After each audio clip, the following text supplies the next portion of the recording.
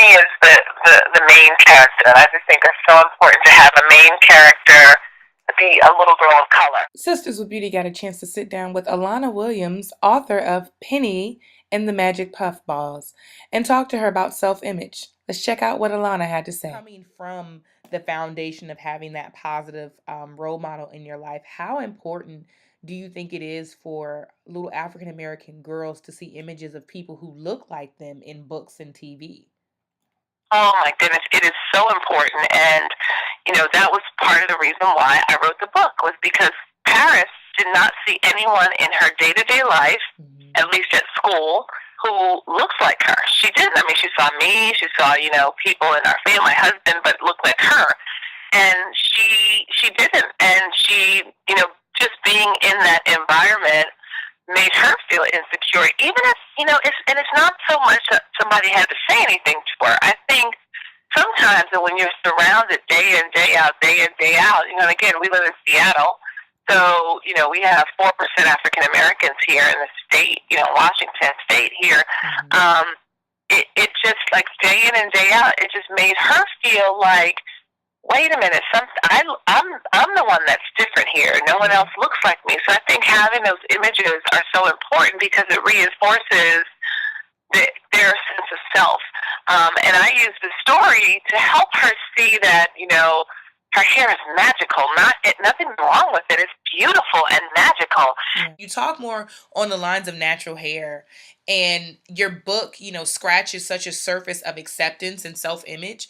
I wanted to know, with the increase of the natural hair community, do you think that it's helping children love and accept themselves?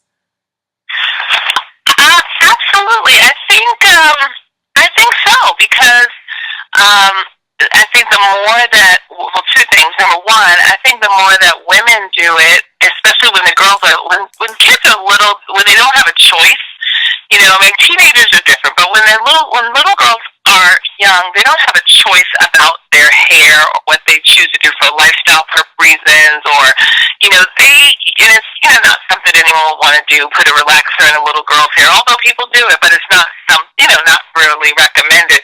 So as more adult women embrace their natural hair, I think it helps the kids to see, wow, mommy is doing this too, or mommy hair is like my hair, or, I think it definitely helps their self-image by seeing themselves reflected in their mom, or seeing their mom reflected in them, you know what I mean? So I think it definitely helps, for sure. And then secondly, there are so many, from a media perspective, not only are just regular women doing it, but celebrities are embracing it too. So I think it helps as well to see images of the full spectrum of African American women. And just to be clear, I'm not saying, what I'm saying is embrace who you are, whoever that is. Whatever you want to do, own it. Like, don't do it because of external pressures. Like, if you decide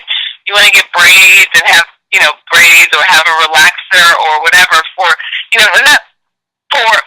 if the reason is a reason that is coming from inside versus outside, then okay, own it. Like, whatever it is, own it, and we have to be supportive of each other and whatever our choices are. It's really about the health of their hair, and they should not have a relaxer at like 5 years old or 6 years old. Yeah. I think it's really important for them to see themselves reflected both in media as well as in their household. I would agree, and it reminds me of when you talked about Paris identifying with Penny, because Penny was the only person that kind of looked like her outside of her home.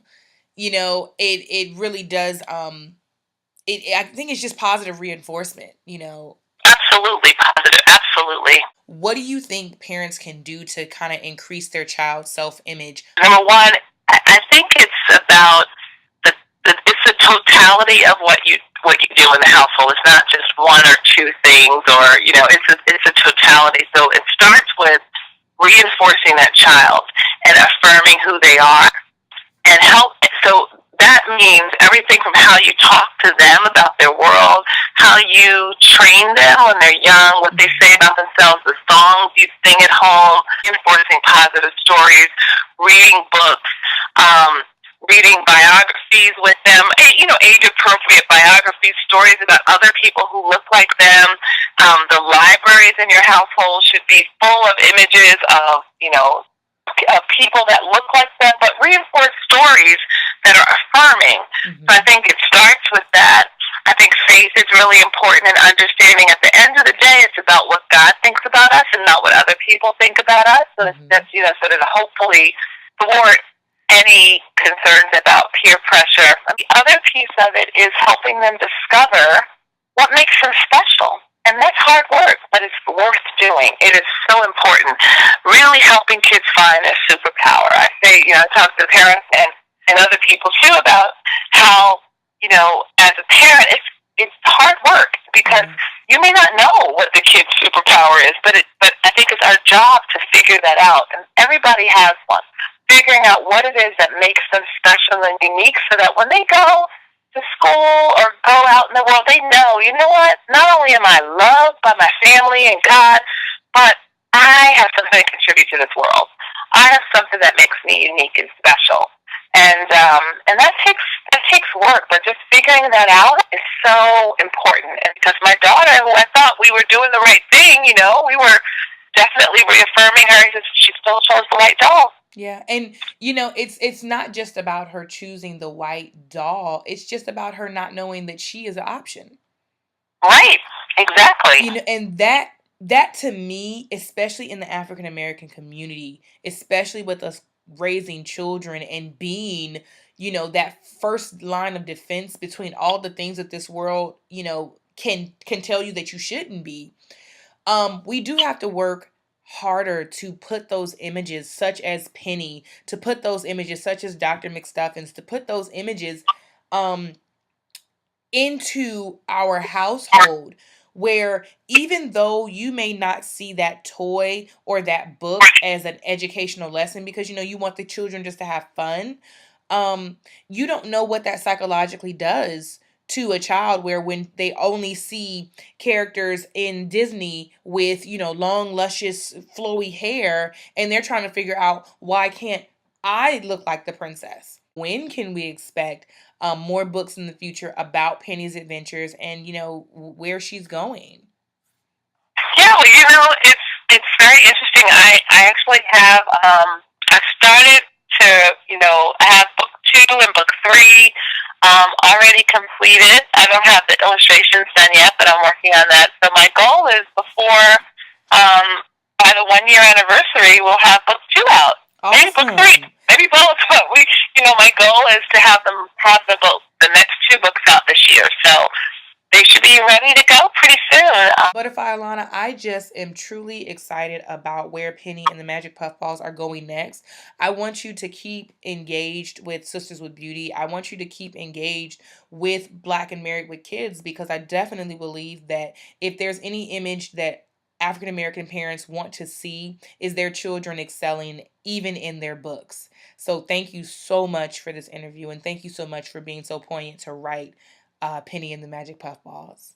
Well, truly my pleasure to share with you and share with your audience. Truly, again, my pleasure. Was delightful. All right, we'll stay tuned, and we will talk to you soon. Hey, parents out there, what are you doing to help increase your child's self-image and self-esteem? Leave it in the comments below. Butterflies up and don't come back down.